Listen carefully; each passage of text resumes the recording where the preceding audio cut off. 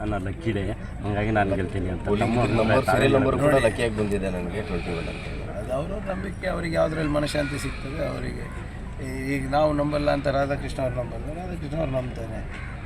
ಅವರು ಹೋಗಿ ಬೆಳಿಗ್ಗೆ ಪೂಜೆ ಮಾಡಿಸ್ಕೊಂಡು ಬಂದಿದ್ದಾರೆ. ನಾವು ಎಲ್ಲೂ ಹೋಗೋದಿಲ್ಲ, ನಾವು ಜನತಾ ಜನಾರ್ದನ್ ಅಂತ ನಾವು ನಂಬೋರು.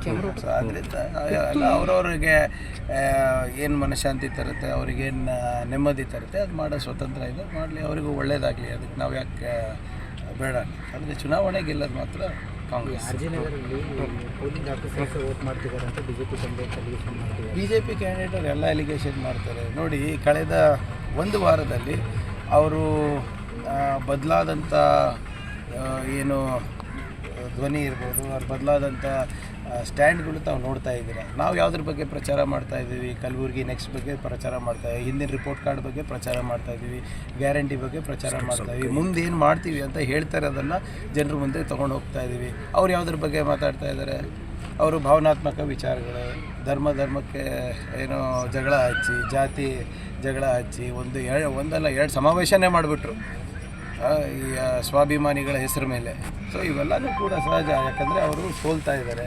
ಇನ್ನು ಇದು ಒಂದೇ ಅಲ್ಲ, ಈಗ 6 ಗಂಟೆ ತನಕ ಬರೀ ಅದೇ ಆರೋಪ.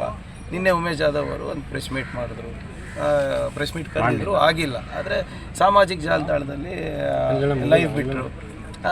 ಆದರೆ ಇವರು ಅಫಿಡವಿಟು ಓದಿಲ್ಲ ಅಥವಾ ಕಾನೂನಿನ ಅರಿವು ಇಲ್ಲ ಅಂತ ಮತ್ತೊಮ್ಮೆ ಸಾಬೀತಾಗಿದೆ BJP ಅವರು. ಸೊ ಹಾಗಾಗಿ ಇನ್ನು ಇವತ್ತು ಸಂಜೆ ತನಕ ಇದು ನಡೆಯೋದೇ.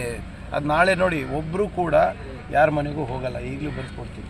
ಯಾರು ಇವರೆಲ್ಲ ಹೇಳ್ತಾ ಇದ್ದಾರಲ್ಲ, ಸಂತ್ರಸ್ತಿದ್ರು, ಸ್ವಾಭಿಮಾನಕ್ಕೆ ಧಕ್ಕೆ ಆಗಿದೆ, ಹಗರಣ ಆಗಿದೆ, ಅವೆಲ್ಲ ಹೇಳ್ತಾ ಇದ್ದಾರಲ್ಲ, ನಾಳೆ ಬೆಳಿಗ್ಗೆ ನೀವು ಇವತ್ತು ರಾತ್ರಿ ಪೋಲಿಂಗ್ ಮುಗಿದ ತಕ್ಷಣ ಅದ್ರ ಬಗ್ಗೆ ಚಕಾರ ಕೂಡ ಎತ್ತಲ್ಲ.